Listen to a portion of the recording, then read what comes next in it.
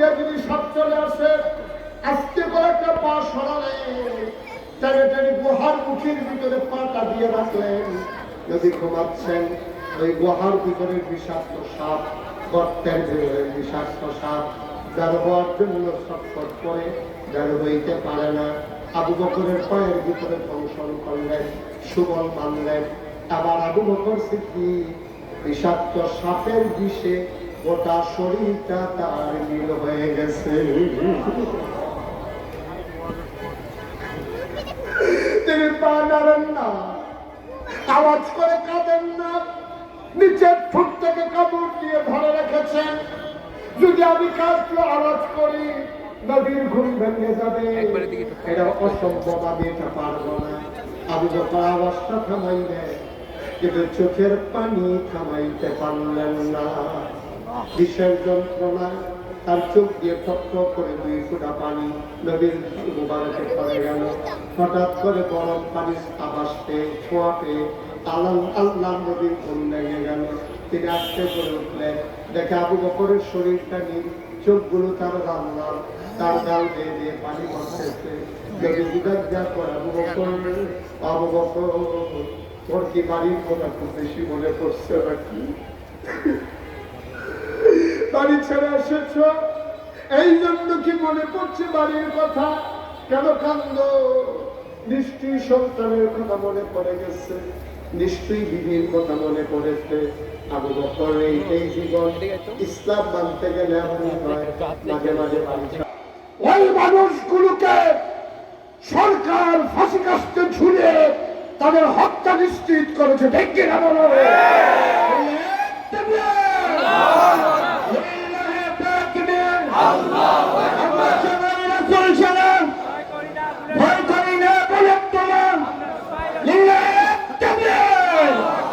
আমরা জানি, আমরা আজও জানি, ইসলাম মানতে গেলে মামলা হবে, হামলা হবে, জাল জুলুম নির্যাতন হবে, প্রয়োজনে জীবন দেওয়া যাবে। ইমান দেওয়ার যাবে না। রাজি আছো কিনা হাত তুলে দেখো। এটাই হচ্ছে জীবন, এটাই হচ্ছে ইসলাম। ঠিক কিনা? আল্লাহ রাব্বুল আলামিন কোরআনুল কারীমে সূরা বুরুজের ভিতরে কত সুন্দর করে ওয়াজ করে দিলেন। আল্লাহ বলেন, ওয়া মা নাকামু মিনহুম ইল্লা আইয়ুমিনু বিল্লাহিল আজিজিল হামিদ। তাদের কোনো অপরাধ ছিল না, তাদের কোনো অন্যায় ছিল না, একটাই তাদের অপরাধ, তারা এক আল্লাহর উপরে ঈমান এনেছে। ঠিক কিনা? একটাই অপরাধ, যেই কারণে যেই বাংলাদেশের জেলখানায় থাকার পর চুর গুন্ডা বদমাইশ টাকায়, আর ওই বাংলাদেশে আমরা দেখলাম আলে বলা দিয়ে বাংলাদেশের জেলখানাগুলো পড়ে গেছে। ঠিক কিনা বলো? সময় সব সময় একরকম যায় না, হিসাব মেলানোর পালা। এক চেটিয়া খেলা হারাবে না, রাজাকার রাজাকার খেলা শেষ। ঠিক কিনা বলো? স্বাধীনতার চেতনা চেতনার খেলা শেষ, যুদ্ধপরাধীর খেলা শেষ, এবার আর বলো আমার বাংলাদেশ। যা চায় তা বলবা, খেলা শেষ, এবার জবাব নেওয়ার পালা। এক চেটিয়া গরু দিবা, সেইটা হবে না, 50-50, আঘাত করবো তো জবাব পাবা। ঠিক তামাশার দিন শেষ, তামাশার দিন শেষ। আবার আলেম ওলামা মন খুলে মসজিদের মিম্বার গুলোতে দ্বীনের কথা হবে, মাদ্রাসা গুলোতে দ্বীনের আলোচনা হবে, ওয়াজের মঞ্চগুলোতে দ্বীনের কথা হবে, আর দাবিয়ে রাখা যাবে না। ঠিক আল্লাহর নবী কথা মনে আছে তো নাকি? আল্লাহর নবী রাজা আবু বকর রে, আবু বকর মন বুঝি বড় খাওয়া। কেন কান্দছে আবু বকর? বাড়ির কথা মনে পড়েছে নাকি? সন্তানের কথা মনে পড়েছে নাকি? কান্দ কেন? আবু বকর পায় মনে করেছিলাম বলবো না, জিজ্ঞেস করে ফেলেছেন, গোপন রাখা যাবে না। নবী ও নবী, আমাকে সাপ পায়ের ভিতরে ছবল মেরেছে। আল্লাহ নবী আর আমি কি এমন নবী, তুই আমার ডাকলি না কেন? আমার ব্যাপারে কোরআনে কইতে কোনো কথা শোনাস নাই। فبما رحمة من الله لنت لهم ولو كنت فظا غليظ القلب لانفضوا من حولك فاعف عنهم واستغفر لهم وشاورهم في الأمر فإذا عزمت فتوكل على الله إن الله ইউহিব্বুল মুতাওয়াক্কিলিন। আল্লাহ দয়া করে আমার মনটাকে নরম বানাইছে। তুই কেন আমারে ডাকলি না? কেন আমারে বললি না? সাপ তোর পায়ে দংশন করেছে, বিষের জ্বালায় তুই নীল হয়ে গেছস, কান্না থামাই রাখছস, কামড় দিয়ে ফুট ধরে চোখের পানি তো থামাইতে পারলি না আবু বকর। দেখি ওই তোরে কামড়াইছে, দেখি পাটা আমারে দেখাও। আবু বকর কয়, যেখানে সাপ দংশন করেছে আমি নবীকে দেখাইলাম। নবী আস্তে করে আঙ্গুলের মাথায় একটু লালা লাগলেন, লালা মুবারক লাগাইয়া যেখানে সাপ কামড়ে দিয়েছে সেখানে তিনি লালাটা লাগিয়ে দিলেন। খোদার কসম, আমার পাটা আগে যেমন আরামে ছিল, কামড়ানোর পরে নবী যখন লালা লাগাই দিছেন আমার পাটা আগের মতো আরো বেশি আরাম পাইতেছিল। মৃত্যুর পূর্ব মুহূর্ত পর্যন্ত আমার কোনদিন মনে পড়ে নাই এই জায়গায় যে সাপ কামড়ে দিয়েছিল। কি নবী আমার, কি নবী আমার? সেই নবী তোমার আমার নবী। আর সেই নবী আদর্শ ধরে রাখার জন্য আজকের এই মাদ্রাসা। ঠিক কিনা বলো? মাদ্রাসাগুলো না থাকলে আলো থাকবে না।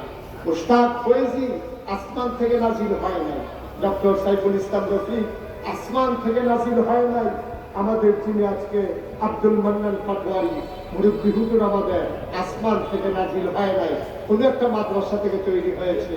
তোমরা এতই ভাগ্যবান, তোমার ছেলেরা বাড়িতে গরম ভাত খেয়ে এই মাদ্রাসায় এসে পড়তে পারবে, দূরে পাঠানো লাগবে না। ঠিক কিনা?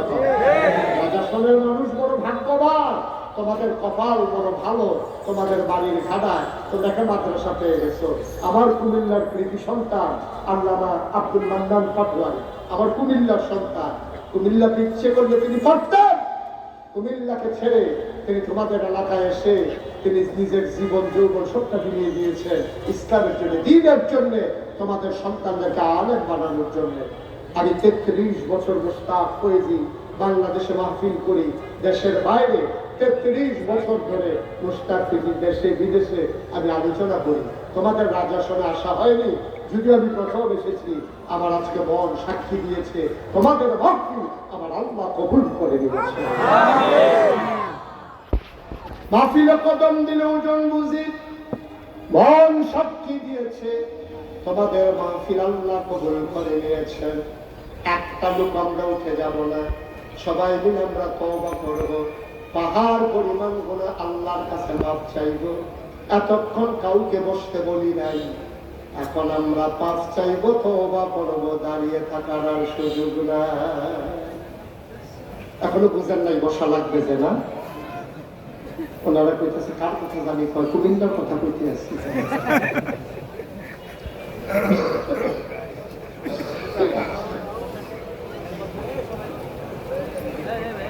যার যেখানে জায়গা আছে বসে বলুন, ওয়ালের ওই পাশে যারা আছে আপনি ওইখানে এইটা যেভাবে আছেন এইভাবেই থাকেন। আপনারা বসে গেলে তো আমারও দেখবেন না, আমিও দেখবো না। আপনারা বসার দরকার নেই, ভিতরে যারা আছেন সবাই যার যেখানে বসার জায়গা আছে বসে বলুন। এই এখনই দোয়া হবে, তওবা করবো। তওবা করার দরকার আছে নাকি নাই?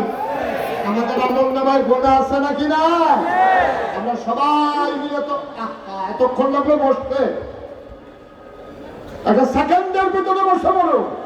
আমি কাউকে যাইতে বলি নাই, যারা গেটের দিকে হাঁটতেছে কাজটা ভালো করতেছেন না, যাওয়ার সময় সাদা কাগজে এক লাইন লিখে নিয়ে যান। এখন আব্বা আম্মার জন্য দোয়া হবে, আপনি আব্বা আম্মার কবরে ফেলাইয়া বাসায় চলে যাচ্ছেন, যেদিন আপনি কবরে শুবেন আপনার সন্তান দোয়া করবে দূরের কথা, মাহফিলের কাছেই আসবে না। ঠিক কিনা? আপনি কি শিখাইতেছেন? এটা আপনি শিখাইতেছেন? হ্যাঁ মনে আছে। সবাই বসেন, ওই যে ওইখানে আমরা বোধহয় কইছে না, এই আশায় দাঁড়াই নিচ্ছে। সবাই আমরা তওবা করবো, দরকার আছে নাকি নাই? সবাই আমার সাথে পড়েন, আউযু বিল্লাহি মিনাশ শাইতানির রাজীম, বিসমিল্লাহির রহমানির রহিম।